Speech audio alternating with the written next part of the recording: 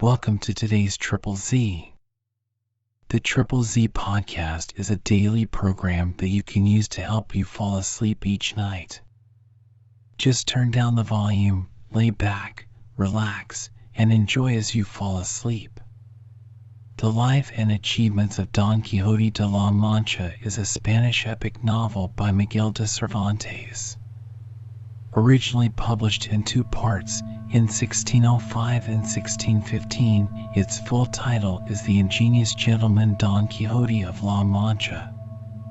A founding work of Western literature, it is often labeled as the first modern novel and one of the greatest works ever written. Don Quixote is also one of the most translated books in the world. If you enjoy our program, please be sure to write us a review on your podcast platform and share us with a friend. You both might sleep just a little better at night. Our website is Triple Z, that's 3zs.media. You can also like and share our content on Facebook or our Instagram account ZZZ Media Podcast. Music for today's episode was provided by the Sleep Channel on Spotify. Chapter 95. Of the ominous accidents that crossed Don Quixote as he entered his village, with other transactions that illustrate and adorn this memorable history.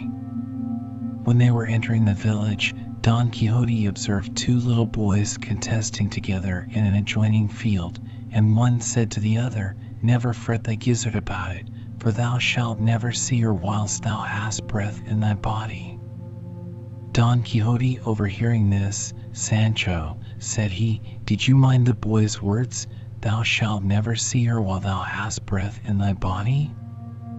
"Well," answered Sancho, "and what is the great business, though the boy did say so?" "How," replied Don Quixote, "dost thou not perceive that, applying the words to my affairs, they plainly imply that I shall never see my Dulcinea?"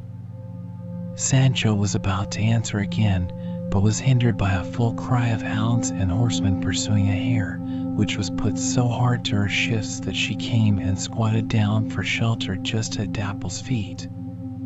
Immediately Sancho laid hold of her without difficulty and presented her to Don Quixote, but he, with a dejected look, refusing the present, cried out aloud, "An ill omen, a hare runs away, hounds pursue her, and Dulcinea appears not." "You are a strange man," quoth Sancho, "to regard such trumperies. Nay, I have heard you yourself, my dear master, say that all such Christians as troubled their heads with these fortune-telling follies were neither better nor worse than downright numbskulls, so let us even leave these things as we found them, and get home as fast as we can." By this time the sportsmen were come up, and demanding their game, Don Quixote delivered them their hare. They passed on, and just at their coming into the town they perceived the curate and the bachelor Carrasco repeating their breviary in a small field adjoining.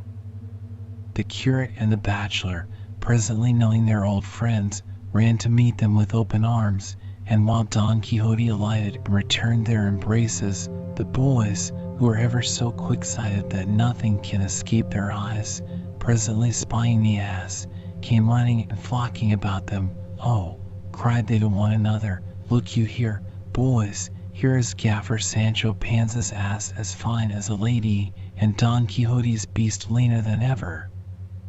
With that, they ran whooping and howling about them through the town, while the two adventurers, attended by the curate and the bachelor, moved towards Don Quixote's house, where they were received at the door by his housekeeper and his niece, who had already got notice of their arrival.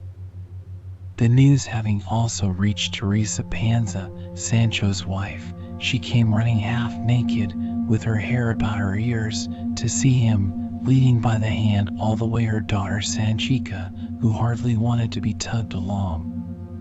But when she found that her husband looked a little short of the state of a governor, "Mercy on me," quoth she, "what is the meaning of this, husband? You look as though you had come all the way on foot, and tired off your legs too. Why, you come liker a shark than a governor." "Mum," Teresa, quoth Sancho, it is not all gold that glisters, and every man was not born with a silver spoon in his mouth. First let us go home, and then I will tell thee wonders. I have taken care of the main chance. Money I have, and I came honestly by it, without wronging anybody. Hast got money, old boy?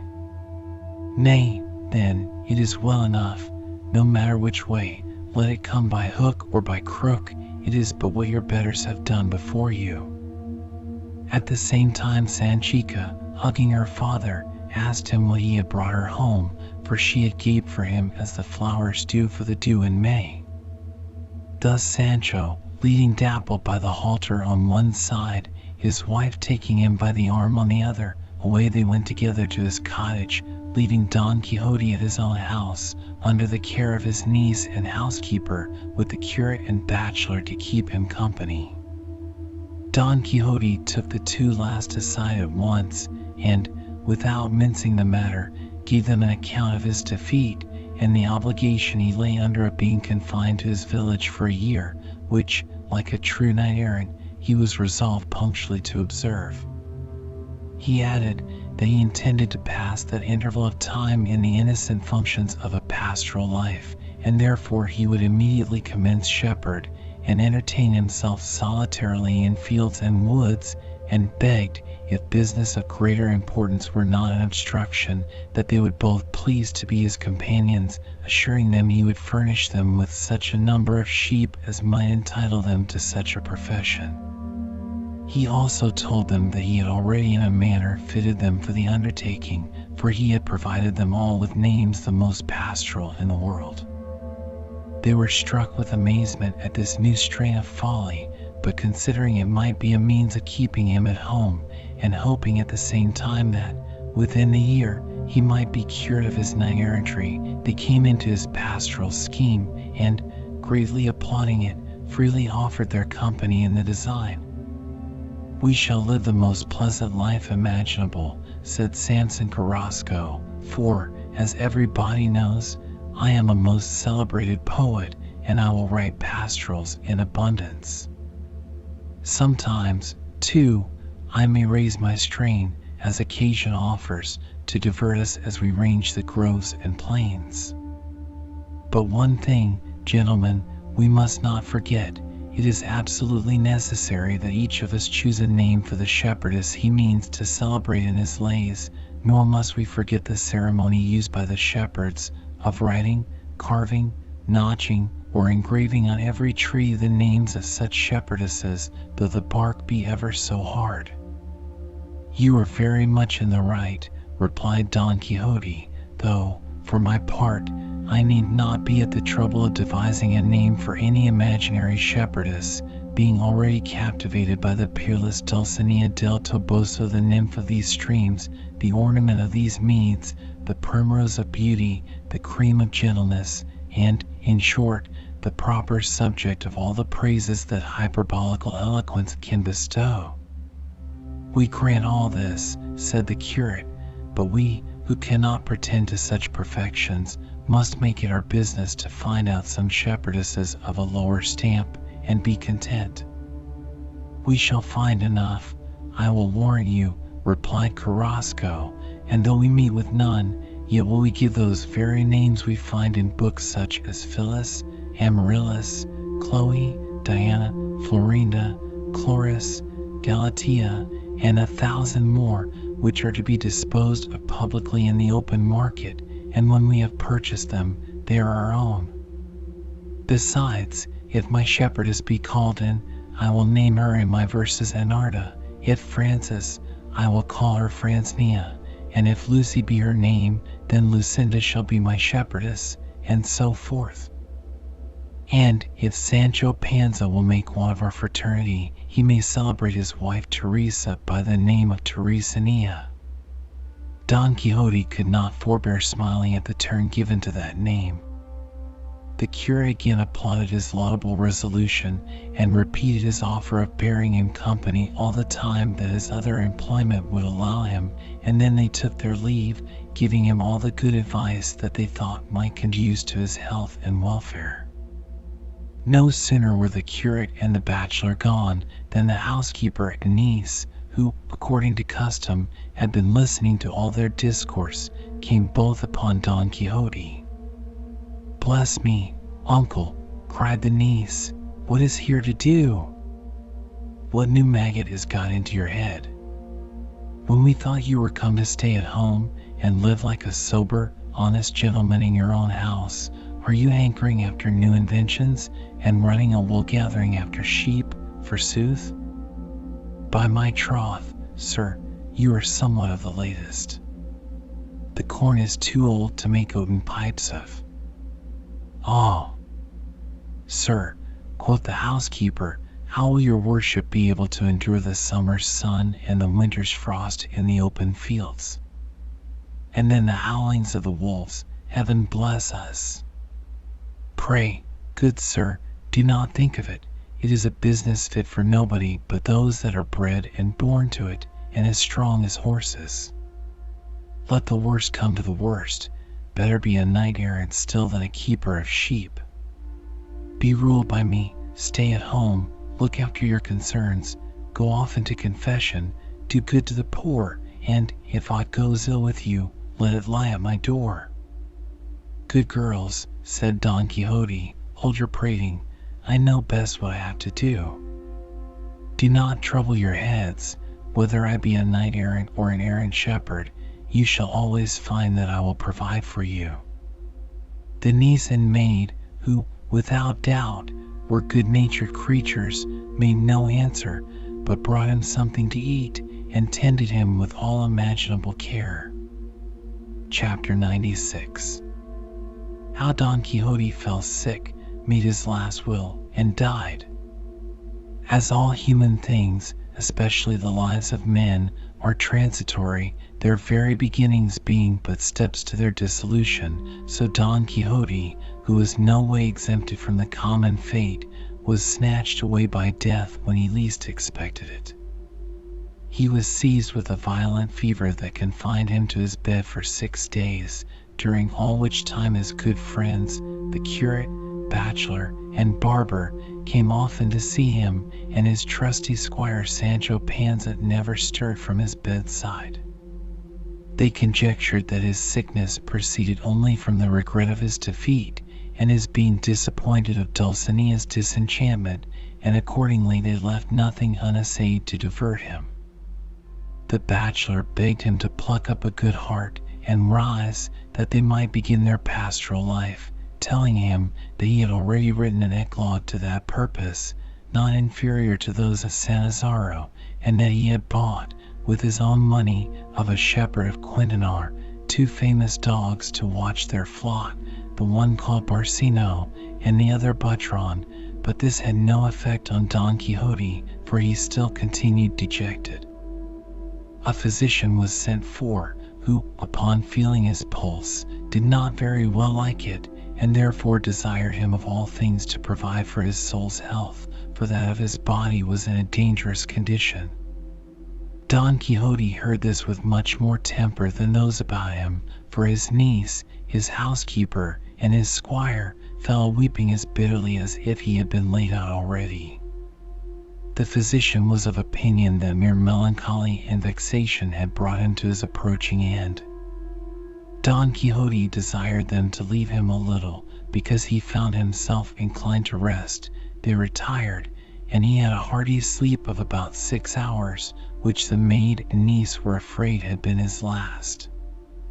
At length he awaked, and, with a loud voice, "Praised be the Almighty," cried he, "for this great benefit he has vouchsafed to me." The niece, hearkening very attentively to these words of her uncle, and finding more sense in them than there was in his usual talk, at least since he had fallen ill, "What do you say, sir?" said she. "Has anything extraordinary happened? What mercies are these you mention?" "Mercies," answered he, that heaven has this moment vouchsafed to shew me in spite of all my iniquities. My judgment is returned, clear and undisturbed, and that cloud of ignorance is now removed which the continual reading of those books of knight-errantry had cast over my understanding. I am only sorry the discovery happens so late, when I want time to make amends by those studies that should enlighten my soul and prepare me for futurity. I find, niece, my end approaches, but I would have it such, that though my life has got me the character of a madman, I may deserve a better at my death. Dear child, continued he, send for my honest friend the curate, the bachelor Carrasco, and Master Nicholas the barber, for I intend to make my confession and my will. His niece was saved the trouble of sending, for presently they all three came in, which Don Quixote perceiving, my good friends, said he, I have happy news to tell you. I am no longer Don Quixote de la Mancha, but Alonso Quixano, the same whom the world, for his fair behavior, has been formerly pleased to call the good. I now declare myself an enemy to Amadis de Gaul and his whole generation. All foolish stories of knight-errantry I detest. I have a true sense of the danger of reading them and of all my past follies, and, through heaven's mercy and my own experience, I abhor them.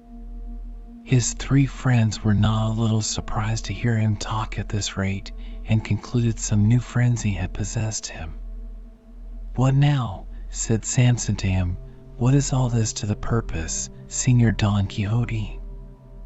We have just had the news that the lady Dulcinea is disenchanted, and now we are upon the point of turning shepherds, to sing and live like princes. You are dwindled down to a hermit. No more of that, I beseech you, replied Don Quixote. All the use I shall make of these follies at present is to heighten my repentance, and though they have hitherto proved prejudicial, yet, by the assistance of heaven, they may turn to my advantage at my death. I find it comes fast upon me, therefore, pray, gentlemen, let us be serious. I want a priest to receive my confession, and a scrivener to draw up my will. There is no trifling at a time like this, and therefore, pray let the scrivener be sent for, while Mr. Curate prepares me by confession. Don Quixote's words put them all into such wonder that they stood gazing upon one another.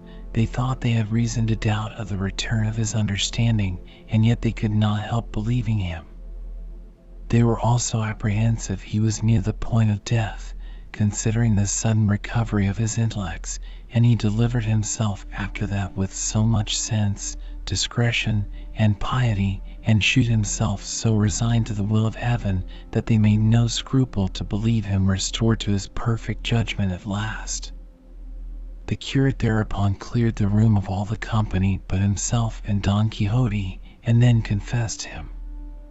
In the meantime the bachelor ran for the scrivener, and presently brought him with him, and Sancho Panza, being informed by the bachelor how ill his master was, and finding his niece and housekeeper all in tears, began to make a sad face and folly crying. The curate, having heard the sick man's confession, came out and told them that the good Alonso Quixano was very near his end, and certainly in his senses, and therefore they had best go and that he might make his will. These dismal tidings opened the sluices of the housekeepers, the nieces, and the good squire's swollen eyes, so that a whole inundation of tears burst out of those floodgates, and 1,000 sighs from their hearts, for, indeed, either as Alonso Quixano, or as Don Quixote de la Mancha, as it has been observed, the sick gentleman had always shewed himself such a good-natured man, and of so agreeable a behavior, that he was not only beloved by his family, but by every one that knew him.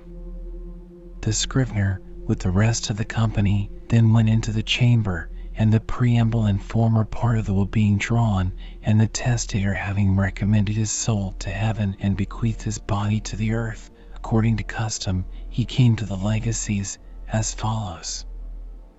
Item, I give and bequeath to Sancho Panza, whom in my madness I made my squire, whatever money he has or may have of mine in his hands, and whereas there are reckonings and accounts to be adjusted between us for what he has received and disbursed, my will and pleasure is that whatever may remain due to me, which can be but small, be enjoyed by him as my free gift, without any let or molestation, and much good may it do him. And as he was, through my means, made governor of an island, I would now, in my right senses, give him the government of a kingdom, were it in my power, in consideration of his integrity and faithfulness. And now, my friend, said he, turning to Sancho, pardon me that I have brought upon thee, as well as myself, the scandal of madness, by drawing thee into my own errors, and persuading thee that there have been and still are knights errant in the world. Woe is me, my dear master's worship, cried Sancho, all in tears, do not die this time, but even take my counsel, and live on many years. For shame, sir, do not give way to sluggishness, but get out of your doleful dumps, and rise.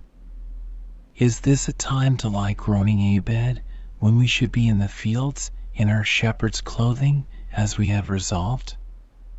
10 to 1, but behind some bush, or under some hedge, we may find the Lady Madame Dulcinea, stripped of her enchanted rags, and as fine as a queen. Mayhaps you take it to heart that you were unhorsed in a little crupper scratch the other day, but if that be all, lay the blame upon me, and say it was my fault in not girding Rosinante tight enough. You know, too, there is nothing more common in your errantry books than for the knights to be every foot jostled out of the saddle. There is nothing but ups and downs in this world, and he that is down today may be up tomorrow. Even so, said Samson, honest Sancho has a right notion of the matter. Soft and fair, gentlemen, replied Don Quixote, never look for birds of this year in the nests of the last. I was mad, but now I am in my right senses.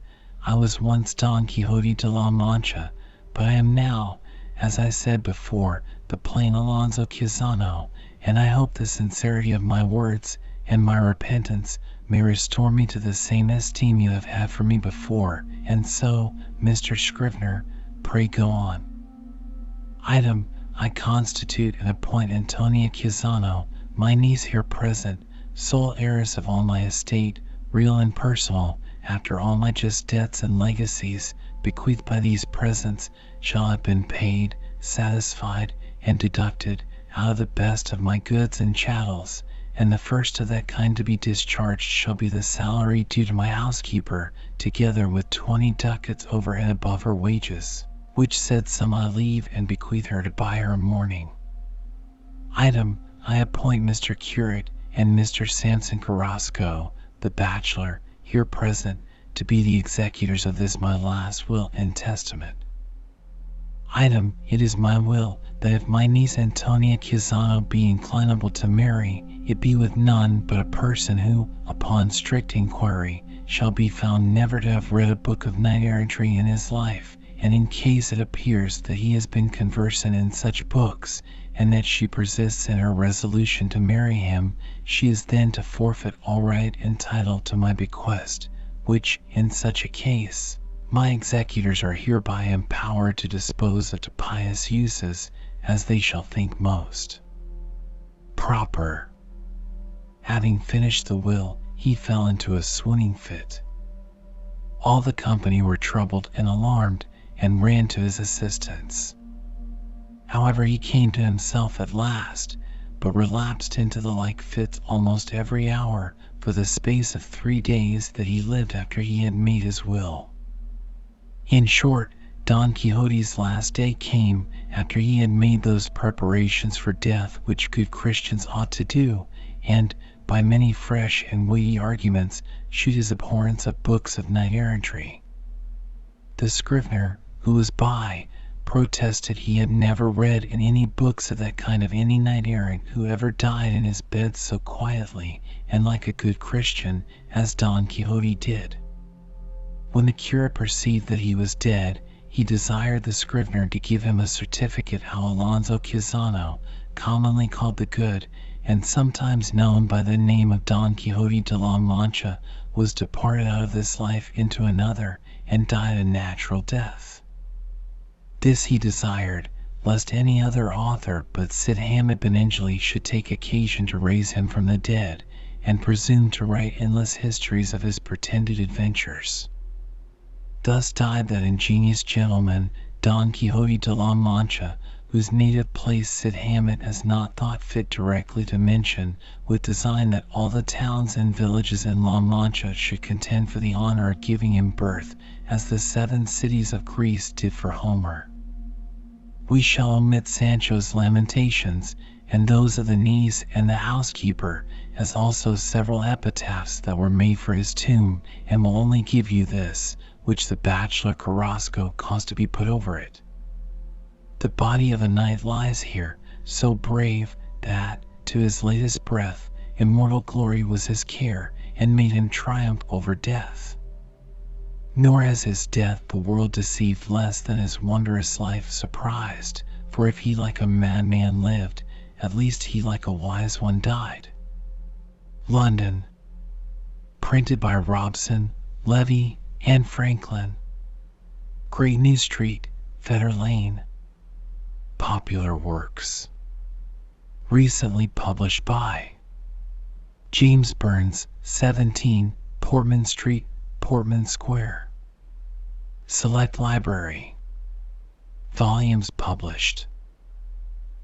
Tales of Female Heroism, illustrated by Warren. 3s, Half Morocco, 4s. 6d. 2. Stories of the Crusades, supplying, in a pleasing and popular form, a historical view of the period, with frontispiece by Celis, and 2 plans, 3s. 6d. Half Morocco, 5s.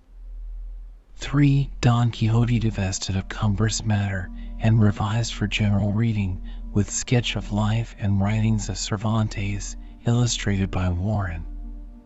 Cloth, SAXS, Half Morocco, 7s. 6d. 4. A popular history of the French Revolution, from its rise down to the Battle of Waterloo, comprising a complete account of the career of Napoleon Bonaparte. Cloth, 5s. 6d. Half Morocco, SAXS. 6d. To be published January 1st. Among other works which will speedily appear are the following. 1. Tales of Adventure by SEA and Land. Nearly ready. 2. Select Plays of SHAKSPERE. Edited by the Reverend A. J. Howell. 3. The Life of Samuel Johnson, in 1 volume, by the Reverend J. F. Russell. In the press, and nearly ready. 4. Robinson Crusoe, a new edition, with introduction, notes, etc., edited by the same. 5. Froissart's Chronicles, condensed. 2 volumes, in the press. 6. A popular compendium of modern history. 7. Stories from Herodotus. 8. A manual of architecture. 9. The British Essayist Spectator, Tatler, Rambler, etc. A selection of the best papers, arranged on a novel and popular plan. 10. Tales from the Arabian Nights. In the press. 11. Prideaux's Life of Muhammad, amplified so as to present a comprehensive history of Mohammedanism.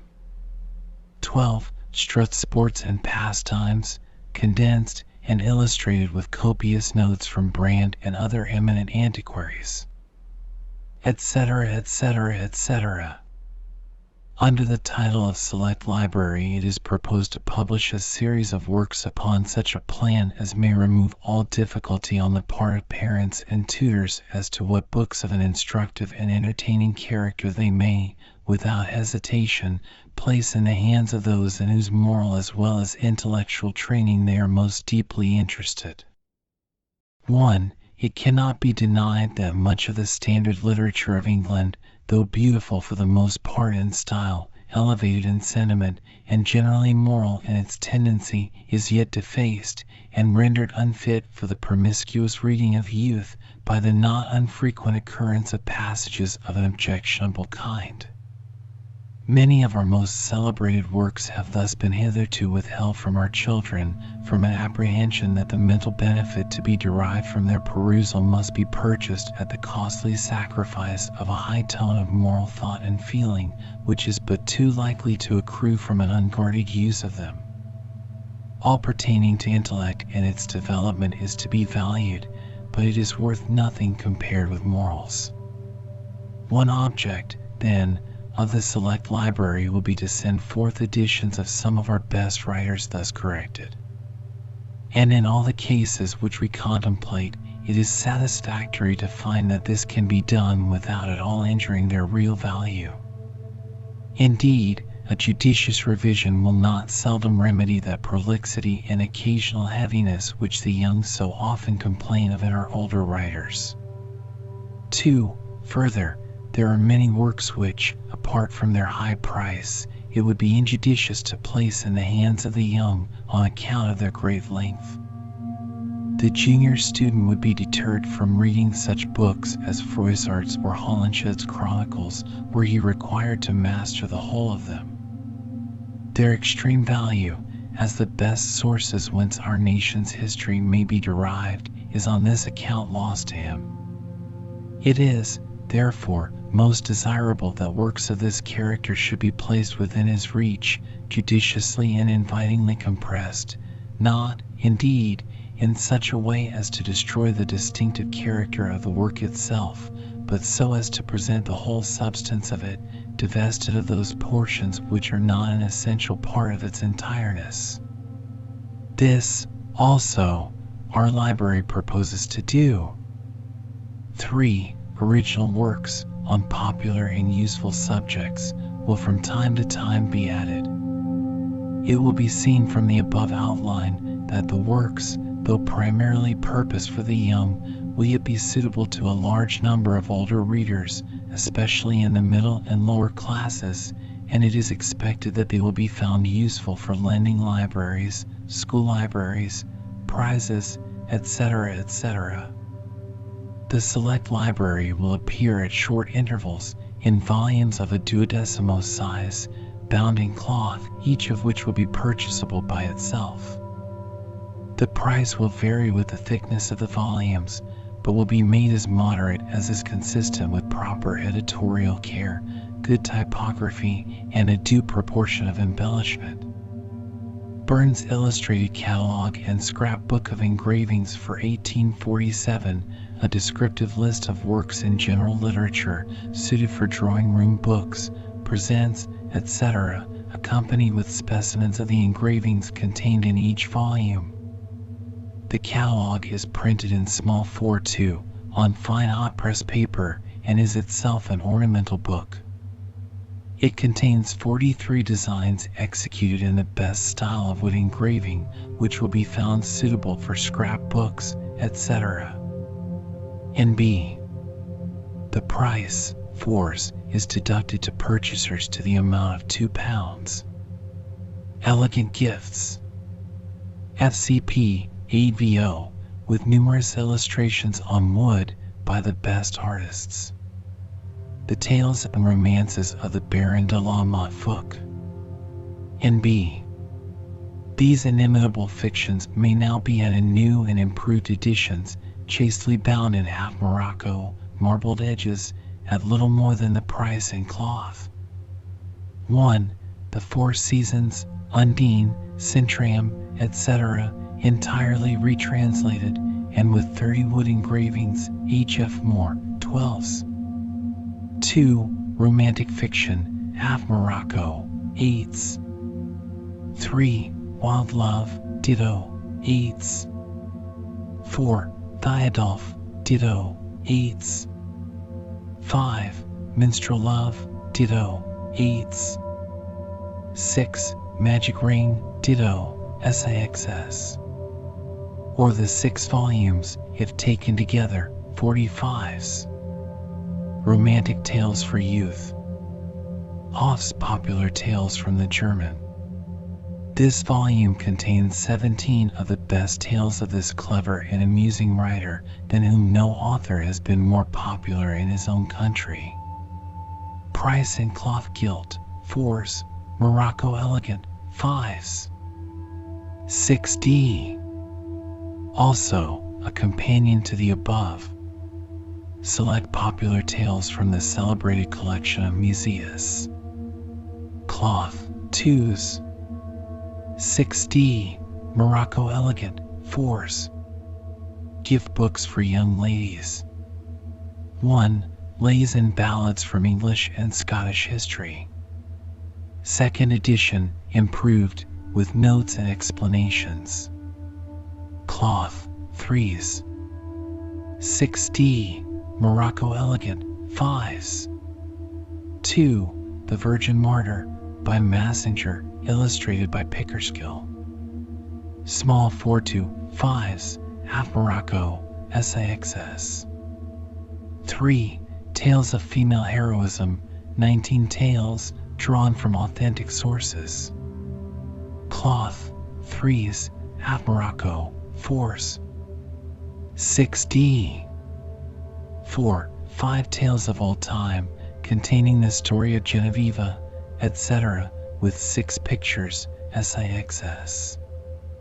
5. Manzoni's Betrothed. 60 engravings. 2 volumes, 10s.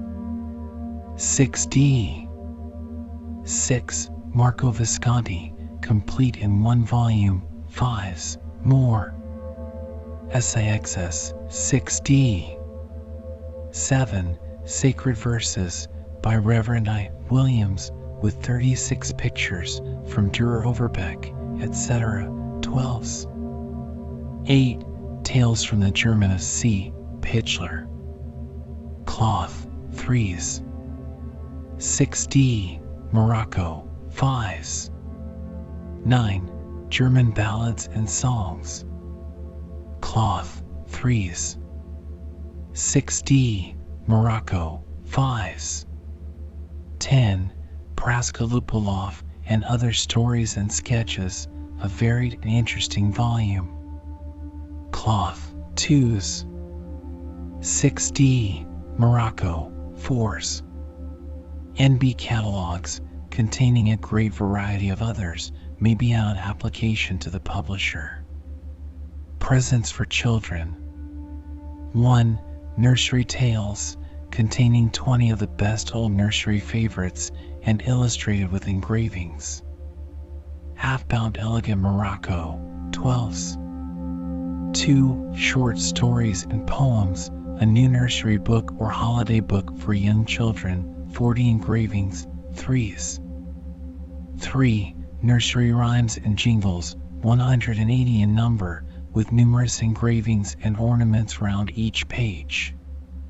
7s, or in splendid crimson and gold binding, 10s. 6D. 4. Household Tales and Traditions, as told at the firesides of England, Scotland, Germany, etc., 50 stories, 21 cuts. Cloth, 3s. Morocco, 4s. 6D. NB. A catalog with a variety of others may be had, gratis, on application. Books for boys, combining amusement and instruction.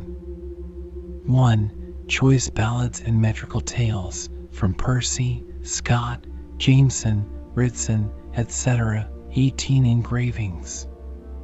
Cloth, 3s. Morocco, 4s. 6D. 2. Select plays of Shakespeare, with notes and introductions. Nearly ready. 3. Tales of Adventure by SEA and Land. 3s. 6D. In the Press. 4. Popular Plutarch, Lives of Celebrated Greeks and Romans. 1 volume illustrated. Cloth, Force. 6D, Morocco, SAXS. 5. Lives of Englishmen in Past Days. Containing 19 lives. 2 volumes, 2s. 6D, each in cloth or force. Morocco. 6. Stories of the Crusades with frontispiece and plans. Cloth, 3s. 6D, half Morocco, 5s.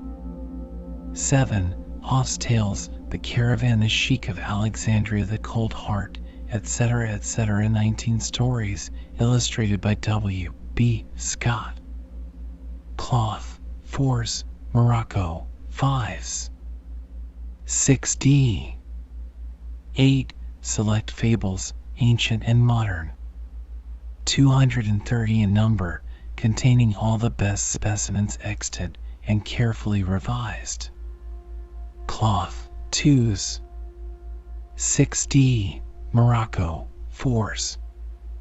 9. Don Quixote, a new edition, condensed and revised for the use of the young.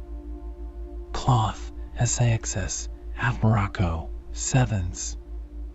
6D. 10. Musea's Popular Tales from the celebrated Volksmärchen with 6 engravings. Cloth, 2s.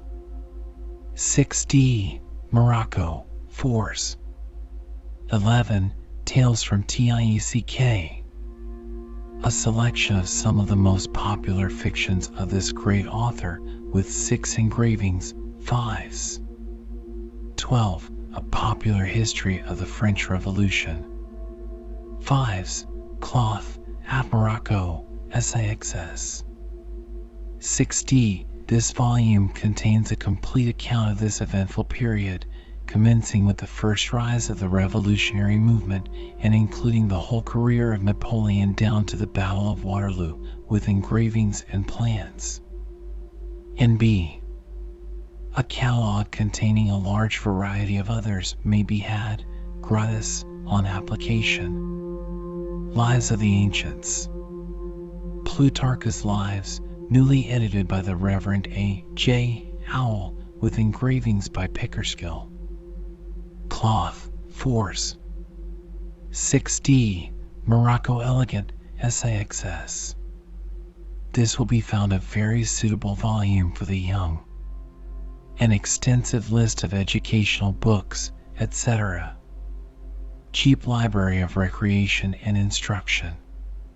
With 120 engravings. Burns Fireside Library, an agreeable melange of instruction and entertainment, tales, romances, biography, history, songs, ballads, etc., etc., admirably adapted for a present. With 120 illustrations. Price, 35 parts, ornamented wrappers, 2L. 2s, 21 volumes, bound in cloth gilt, 3L. 3s. 1. Evenings with the Old Storytellers. 2s, 6D. 2. Choice Ballads and Tales. 3s, 3. Shadowless Man, Undine, Leasley. 1 volume, 3s. 4. Northern Minstrelsy. 3s, 5. Lives of Englishmen, first series. 2s, 6D. 6. Ditto second series. 2s, 6D. 7. 12 Nights Entertainments. 3s, 8. The White Lady, Romances by Foote. 1 volume, 3s. 9. Praskolupoliv and Other Stories. 2s, 6D. 10. Lays and Ballads from History. 3s, 6D. 11. Quentin Matsey's Sweets in Prague. 1 volume 3s. 6D 12. Select Fables, Ancient and Modern.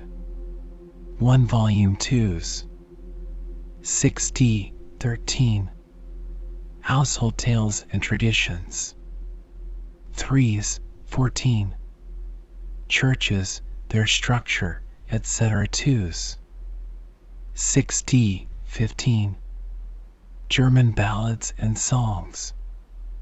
3s 6D. 16. Musea's Popular Tales. 2s 6D. 17. Marco Visconti by Grossi. 5s 18. Hoff's Popular Tales. 4s 19. Fuchs' Magic Ring. 5s 20. Schiller's Joan of Arc and William Tell. 4s 21. Lives of Celebrated Greeks and Romans. 4s 6D. Or the 21 volumes if taken together for 3L. 3s. Also, strongly half-bound for lending libraries at the reduced price of 2L. 16ths. These volumes, done up in this handsome binding, will be found well adapted for presents, rewards, etc., for which purpose they are also sold in elegant morocco at once. 6D, a volume above the price in cloth.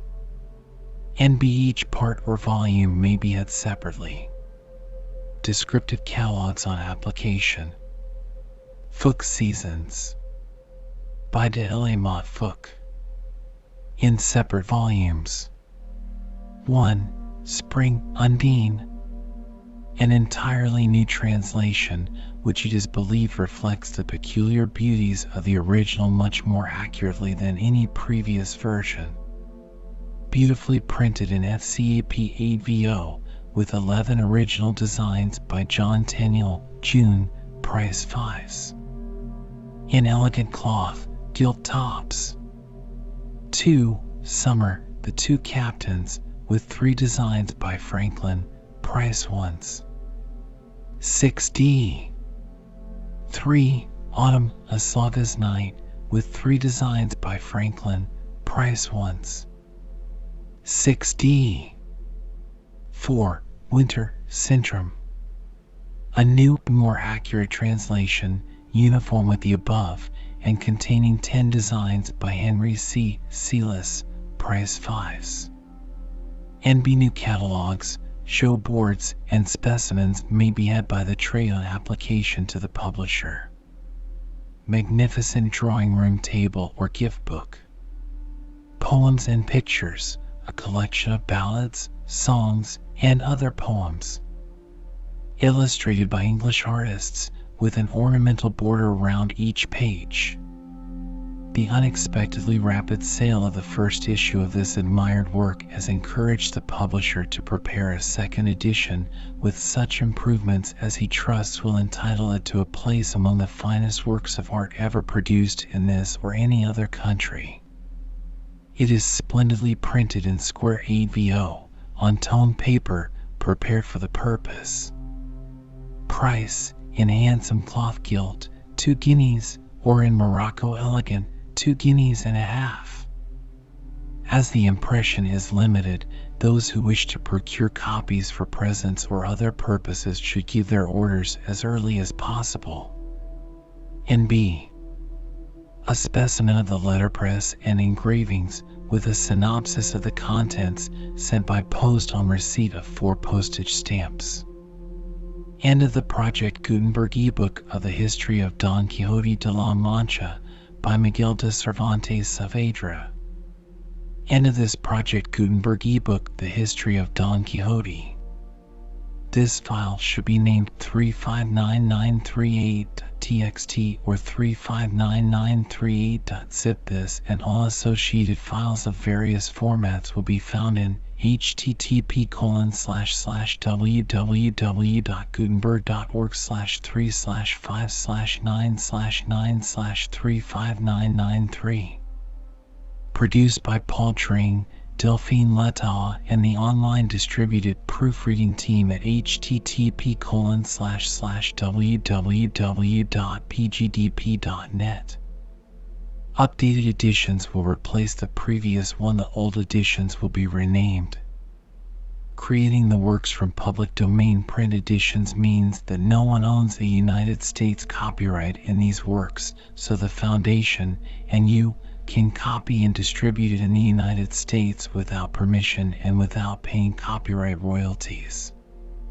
Special rules set forth in the general terms of use part of this license apply to copying and distributing Project Gutenberg TM electronic works to protect the Project Gutenberg TM concept and trademark.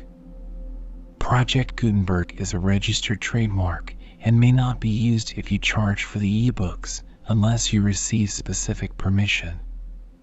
If you do not charge anything for copies of this ebook, complying with the rules is very easy. You may use this ebook for nearly any purpose, such as creation of derivative works, reports, performances, and research.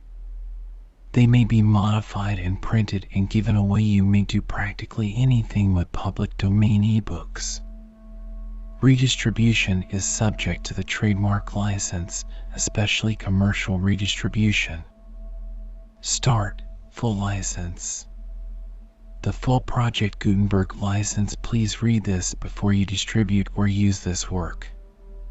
To protect the Project Gutenberg TM mission of promoting the free distribution of electronic works by using or distributing this work or any other work associated in any way with the phrase Project Gutenberg, you agree to comply with all the terms of the full Project Gutenberg TM license available with this file or online at http://gutenberg.org/license.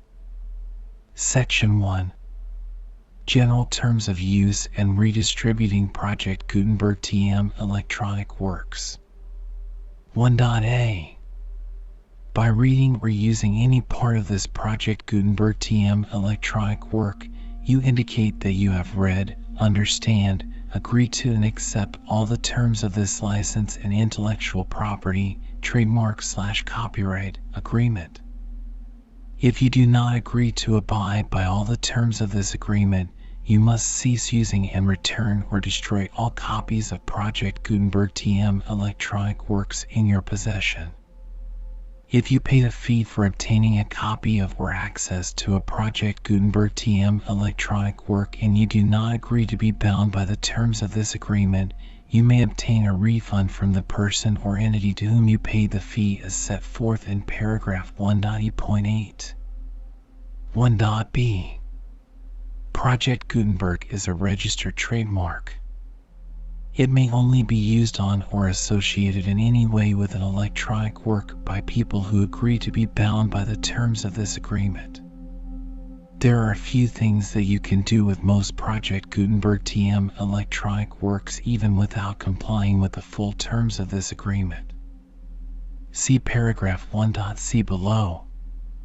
There are a lot of things you can do with Project Gutenberg TM electronic works if you follow the terms of this agreement and help preserve free future access to Project Gutenberg TM electronic works. See paragraph 1.e below. 1.c. The Project Gutenberg Literary Archive Foundation, the Foundation or PGLAF, owns a compilation copyright in the collection of Project Gutenberg TM electronic works. Nearly all the individual works in the collection are in the public domain in the United States.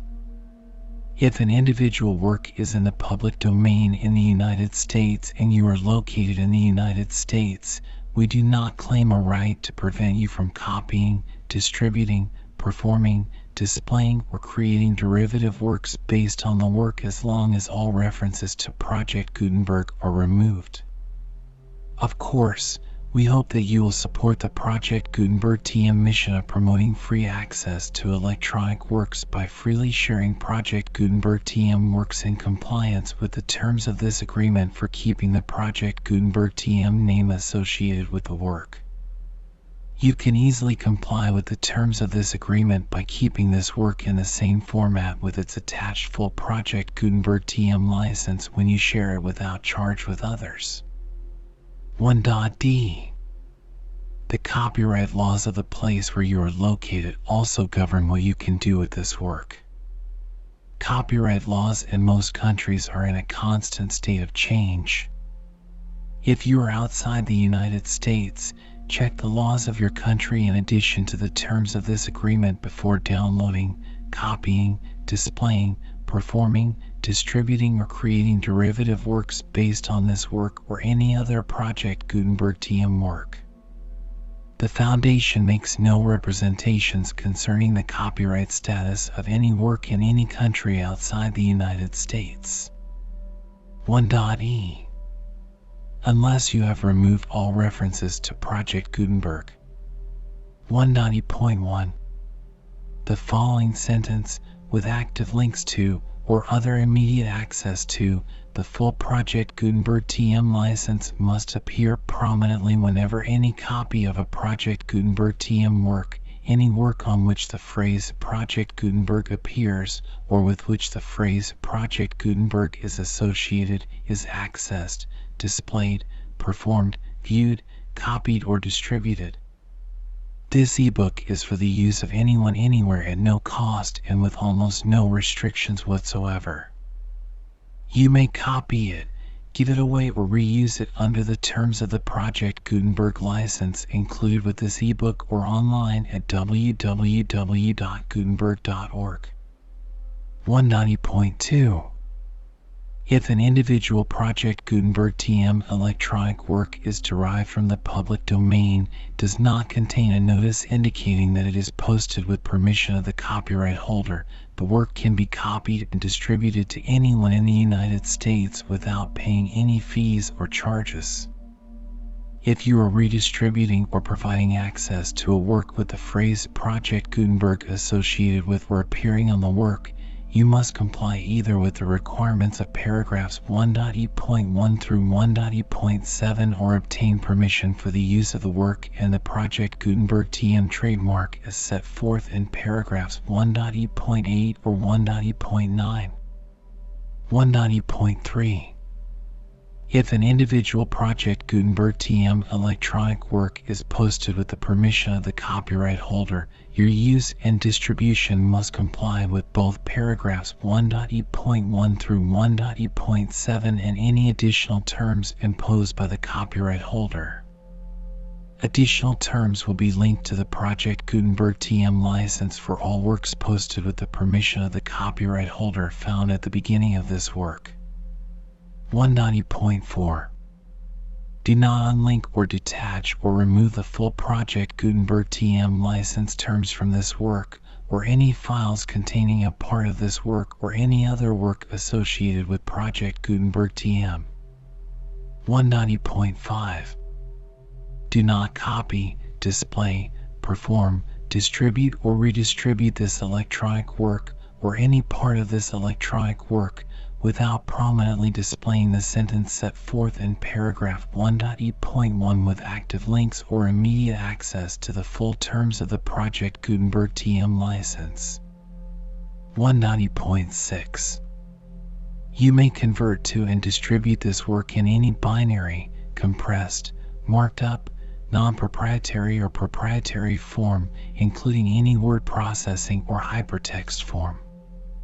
However, if you provide access to or distribute copies of a Project Gutenberg TM work in a format other than plain vanilla ASCII or other format used in the official version posted on the official Project Gutenberg TM website, www.gutenberg.org, you must, at no additional cost, fee, or expense to the user, provide a copy, a means of exporting a copy, or a means of obtaining a copy upon request of the work in its original plain vanilla ASCII or other form. Any alternate format must include the full Project Gutenberg TM license as specified in paragraph 1.e.1. 1.e.7. Do not charge a fee for access to, viewing, displaying, performing, copying, or distributing any Project Gutenberg TM works unless you comply with paragraph 1.e.8 or 1.e.9. 1.e.8. You may charge a reasonable fee for copies of or providing access to or distributing Project Gutenberg TM electronic works provided that you pay a royalty fee of 20% of the gross profits you derive from the use of Project Gutenberg TM works calculated using the method you already use to calculate your applicable taxes. The fee is owed to the owner of the Project Gutenberg TM trademark, but he has agreed to donate royalties under this paragraph to the Project Gutenberg Literary Archive Foundation. Royalty payments must be paid within 60 days following each date on which you prepare or are legally required to prepare your periodic tax returns. Royalty payments should be clearly marked as such and sent to the Project Gutenberg Literary Archive Foundation at the address specified in Section 4, Information about donations to the Project Gutenberg Literary Archive Foundation. You provide a full refund of any money paid by a user who notifies you in writing or by email within 30 days of receipt that she does not agree to the terms of the full Project Gutenberg TM license. You must require such a user to return or destroy all copies of the works possessed in a physical medium and discontinue all use of and all access to other copies of Project Gutenberg TM works. You provide, in accordance with paragraph 1.f.3, a full refund of any money paid for a work or replacement copy if a defect in the electronic work is discovered and reported to you within 90 days of receipt of the work. You comply with all other terms of this agreement for free distribution of Project Gutenberg TM works. 1.e.9. If you wish to charge a fee or distribute a Project Gutenberg TM electronic work or group of works on different terms that are set forth in this agreement, you must obtain permission in writing from both the Project Gutenberg Literary Archive Foundation and Michael Hart, the owner of the Project Gutenberg TM trademark. Contact the Foundation as set forth in Section 3 below. 1.f. 1.f.1. Project Gutenberg volunteers and employees expend considerable effort to identify, do copyright research on, transcribe and proofread public domain works in creating the Project Gutenberg TM collection. Despite these efforts, Project Gutenberg TM electronic works and the medium on which they may be stored may contain defects such as, but not limited to, incomplete, inaccurate or corrupt data, transcription errors, a copyright or other intellectual property infringement, a defective or damaged disk or other medium, a computer virus, or computer codes that damage or cannot be read by your equipment. 1.f.2. Limited warranty, disclaimer of damages except for the right of replacement or refund described in paragraph 1.f.3. The Project Gutenberg Literary Archive Foundation, the owner of the Project Gutenberg TM trademark, and any other party distributing a Project Gutenberg TM electronic work under this agreement disclaim all liability to you for damages, costs, and expenses, including legal fees. You agree that you have no remedies for negligence, strict liability, breach of warranty, or breach of contract except those provided in paragraph 1.f.3. You agree that the Foundation, the trademark owner, and any distributor under this agreement will not be liable to you for actual, direct, indirect, consequential, punitive, or incidental damages even if you give notice of the possibility of such damage. 1.f.3. Limited right of replacement or refund if you discover a defect in this electronic work within 90 days of receiving it, you can receive a refund of the money, if any, you paid for it by sending a written explanation to the person you received the work from. If you receive the work on a physical medium, you must return the medium with your written explanation. The person or entity that provided you with the defective work may elect to provide a replacement copy in lieu of a refund. If you receive the work electronically, the person or entity providing it to you may choose to give you a second opportunity to receive the work electronically in lieu of a refund. If the second copy is also defective, you may demand a refund in writing without further opportunities to fix the problem. 1.f.4. Except for the limited right of replacement or refund set forth in paragraph 1.f.3, this work is provided to you ASIS with no other warranties of any kind, express or implied, including but not limited to warranties of merchantability or fitness for any purpose. 1.f.5. Some states do not allow disclaimers of certain implied warranties or the exclusion or limitation of certain types of damages. If any disclaimer or limitation set forth in this agreement violates the law of the state applicable to this agreement, the agreement shall be interpreted to make the maximum disclaimer or limitation permitted by the applicable state law. The invalidity or unenforceability of any provision of this agreement shall not void the remaining provisions. 1.f.6. Indemnity. You agree to indemnify and hold the foundation, the trademark owner, any agent or employee of the foundation, anyone providing copies of Project Gutenberg TM electronic works in accordance with this agreement, and any volunteers associated with the production, promotion and distribution of Project Gutenberg TM electronic works, harmless from all liability, costs and expenses, including legal fees, that arise directly or indirectly from any of the following which you do or cause to occur: A. Distribution of this or any Project Gutenberg TM work.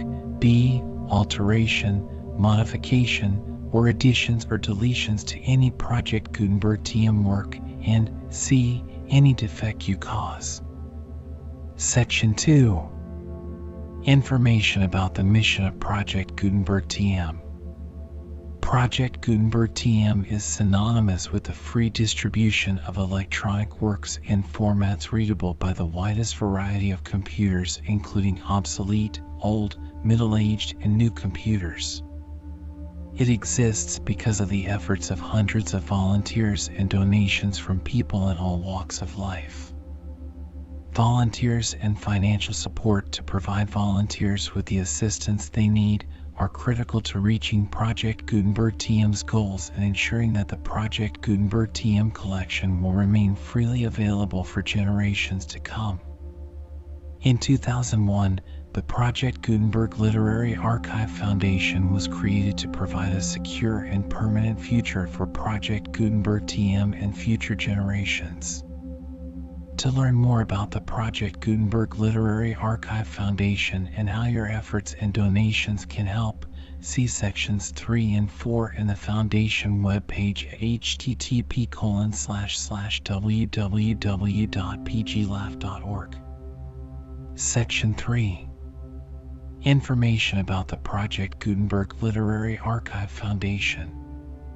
The Project Gutenberg Literary Archive Foundation is a non-profit 501c3 educational corporation organized under the laws of the state of Mississippi and granted tax-exempt status by the Internal Revenue Service.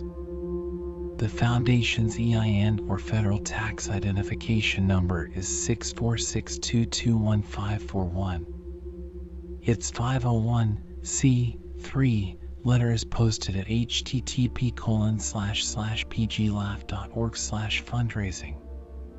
Contributions to the Project Gutenberg Literary Archive Foundation are tax deductible to the full extent permitted by U.S. federal laws and your state's laws.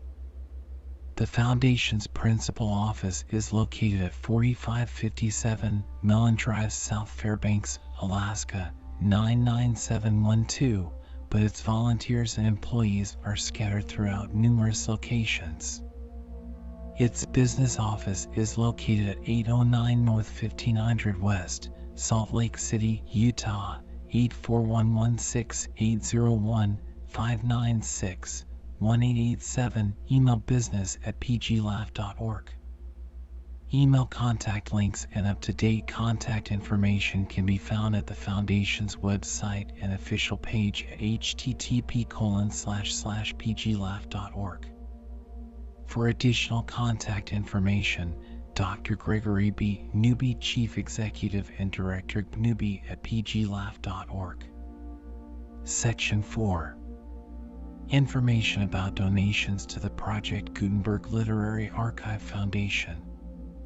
Project Gutenberg TM depends upon and cannot survive without widespread public support and donations to carry out its mission of increasing the number of public domain and licensed works that can be freely distributed in machine-readable form accessible by the widest array of equipment, including outdated equipment. Many small donations, $1 to $5,000, are particularly important to maintaining tax-exempt status with the IRS. The Foundation is committed to complying with the laws regulating charities and charitable donations in all 50 states of the United States. Compliance requirements are not uniform and it takes a considerable effort, much paperwork and many fees to meet and keep up with these requirements. We do not solicit donations in locations where we have not received written confirmation of compliance. To send donations or determine the status of compliance for any particular state, visit http://pglaugh.org. While we cannot and do not solicit contributions from states where we have not met the solicitation requirements, we know of no prohibition against accepting unsolicited donations from donors in such states who approach us with offers to donate. International donations are gratefully accepted, but we cannot make any statements concerning tax treatment of donations received from outside the United States. U.S. laws alone swamp our small staff. Please check the Project Gutenberg web pages for current donation methods and addresses. Donations are accepted in a number of other ways, including checks, online payments, and credit card donations. To donate, please visit http://pglaugh.org/donate. Section 5. General information about Project Gutenberg TM electronic works. Professor Michael S. Hart is the originator of the Project Gutenberg TM concept of a library of electronic works that could be freely shared with anyone. For 30 years, he produced and distributed Project Gutenberg TM ebooks with only a loose network of volunteer support. Project Gutenberg TM ebooks are often created from several printed editions, all of which are confirmed as public domain in the U.S. unless a copyright notice is included. Thus, we do not necessarily keep ebooks in compliance with any particular paper edition. Most people start at our website, which has the main PG search facility.